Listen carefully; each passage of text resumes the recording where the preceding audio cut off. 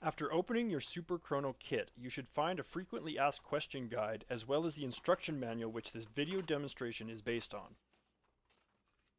Next, you should find the Allen key which has been included to open the battery compartment. Using the Allen key will remove the 3 screws securing the battery compartment cover. Once you've gained access to the battery compartment, install 4 AA or 1.5 volt batteries. Replace the cover and reinstall the attaching hardware.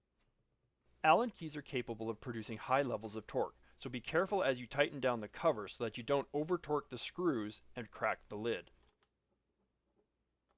It's a good idea to power up your SuperChrono before you head to the range to ensure it's working.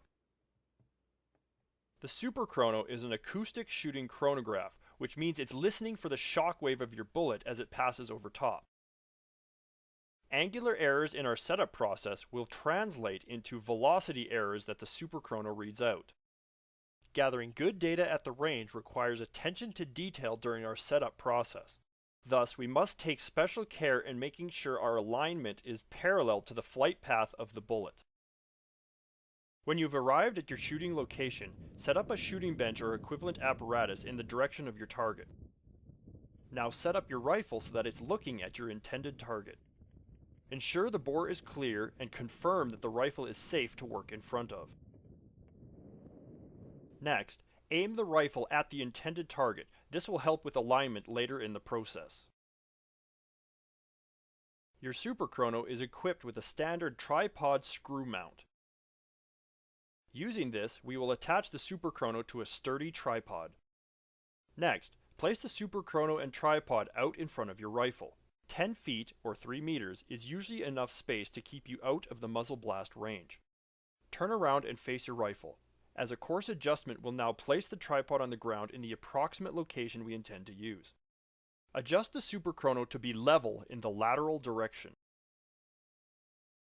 Using small adjustments, move the entire tripod to the left or right until you have good alignment with the center line of your rifle. Because our rifle is already aiming at the target, we can use it as a tool to help align the SuperChrono with the flight path of the bullet. One technique, which works well with bolt-action rifles, is to remove the bolt so that you can see straight down the bore. If your eyesight isn't that good, or if you have a different style of firearm, another technique is to look through the optic. Now that we have leveled the SuperChrono and aligned it with the flight path of the bullet, we can use the included open sights to aim the SuperChrono at our intended target. Remember, we want the SuperChrono to be parallel to the flight path of the bullet as it passes over top. For this reason, we do not necessarily want the SuperChrono to be level with the ground. A simple way to make sure you're parallel is to download an app for your smartphone.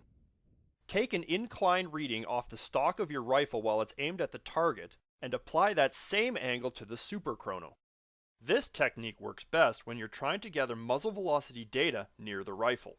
But remember, the large window of opportunity allows us to gather data virtually anywhere along the flight path of the bullet as long as the bullet is still supersonic. If you plan to gather data from further down range, then you need to remember to keep the SuperChrono parallel to the trajectory of the bullet. For example, if we plan to set up right in front of the target, and place the SuperChrono on its tripod approximately 20 inches below the target so that it won't get hit by the bullet, then we need to aim the SuperChrono at a point that is 20 inches below the bullseye so that it remains parallel to the trajectory. If we forget this point and accidentally aim the SuperChrono at the center of the target, we will end up creating an angular error that will result in velocity readings that are higher than actual. At this point, the basic alignment procedure is complete.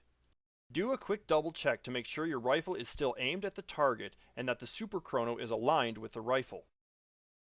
This is also a good time to make sure that your SuperChrono is below the flight path of the bullet so that it won't get hit. Depending on the magnification of your optic, it may be possible to use your crosshairs to double check alignment by creating a vertical line through the SuperChrono and your target.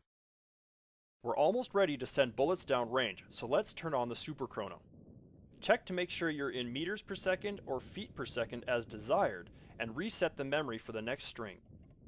With everything set up, we're ready to take some shots and gather some data. seeing where I hit. If we've done our due diligence on aligning the SuperChrono, then we should get good solid velocity readings on every shot fired.